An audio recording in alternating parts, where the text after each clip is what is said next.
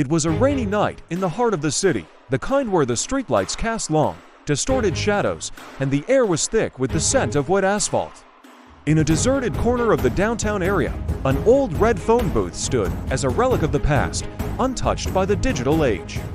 This phone booth, however, was about to become the center of an unexpected and thrilling chain of events. Jack Turner, a former detective turned private investigator, had been tailing a notorious thief known only as the Ghost. The Ghost was infamous for his ability to disappear without a trace, leaving law enforcement agencies baffled. Jack had spent months tracking the thief, gathering clues that led him to this very phone booth. Jack had intercepted a coded message suggesting that the Ghost would use the phone booth as a draw point. As he approached the booth, the rain intensified, and he pulled his trench coat tighter around himself. He glanced at his watch. 11:58 p.m. The exchange was supposed to happen at midnight. Positioning himself in the shadows across the street, Jack waited, his hand resting on the grip of his concealed pistol. He had no intention of letting the Ghost slip away this time. The minutes dragged on, the rain providing a rhythmic backdrop to his tense anticipation.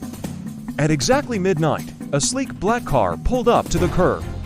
A man in a dark suit stepped out, carrying a briefcase.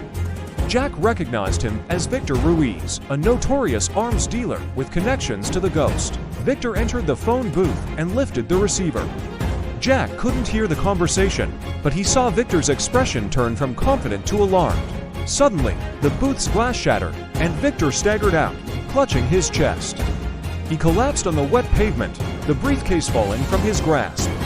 Jack rushed to the scene, his gun drawn, scanning the surroundings for any sign of the Ghost. Victor gasped for breath, blood pooling around him. "The Ghost ...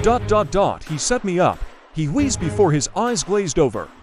Jack grabbed the briefcase and opened it, revealing stacks of cash and a small, encrypted device. Just then, his phone buzzed a message from an unknown number. "You have what I need. Meet me at the docks. Come alone."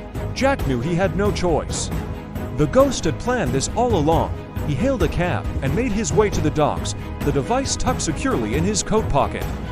The rain had slowed to a drizzle, and the night was eerily silent as he approached the meeting point. The docks were dimly lit, and the sound of water lapping against the piers added to the tension. Jack spotted a figure standing under a flickering lamppost. He approached cautiously, his senses on high alert. "Jack Turner," the figure said, stepping into the light. It was the Ghost, his face partially obscured by a hood. "I knew you would come. You have something that belongs to me." Jack kept his hand on his gun. "And you have a lot to answer for," he retorted. The Ghost smirked. "Let's not make this difficult. Hand over the device, and I'll give you the information you've been seeking about the crime syndicate." "It's a fair trade." Jack hesitated, then slowly reached into his coat and pulled out the device. "No tricks," he warned, tossing it to the Ghost. The Ghost caught it with ease. "Smart choice." "Now, as promised," he said, tossing a small USB drive to Jack. "All the information you need is on there. But remember, Jack, this isn't over. We'll meet again." With that, the Ghost turned and disappeared into the shadows. Jack stood there, clutching the USB drive, knowing he had taken a step closer to unraveling the web of corruption that had plagued his city for years. The phone booth had been just the beginning, a catalyst in a much larger game. Jack's mission was far from over, but tonight, he had won a crucial battle. As the first light of dawn began to break through the clouds, Jack felt a renewed sense of purpose. The hunt for the Ghost would continue, and he would be ready.